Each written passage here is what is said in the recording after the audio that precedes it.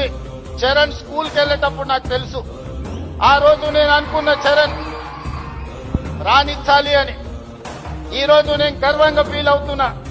నా కళ్ళ ముందరనే స్కూల్ నుంచి కాలేజ్ నుంచి రియల్ లైఫ్ నుంచి రియల్ స్టార్ లాగా ఫిల్మ్ ఇండస్ట్రీలో రాణించి ఈ రోజు RRR ద్వారా ఆస్కర్ అవార్డుని సాధించి దేశానికి ఒక గౌరవాన్ని తెచ్చిపెట్టింది.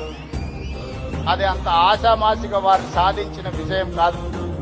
చిరంజీవి గారి పేరుంటే మనందరం మన ఇళ్లలో జరిగే ఫంక్షన్లకు ఆహ్వానిస్తాం, కానీ ఆస్కార్ అవార్డు మనం ఇయ్యలేము.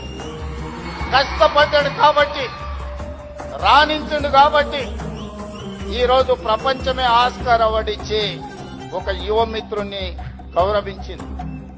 మరి దానికి కారణం కఠోరమైన దీక్ష, పట్టుదలతో ఆ రంగంలో రాణించడం. అందుకే మీ అందరికీ ఈరోజు సినిమాలలో వాళ్ళు పోషించే పాత్రలు కాదు, రియల్ వాళ్ళ లైఫ్ ని ఆదర్శంగా తీసుకోండి. వాళ్ళు ఎంత కష్టపడి ఇక్కడికి చేరుకొని ఉండొచ్చు,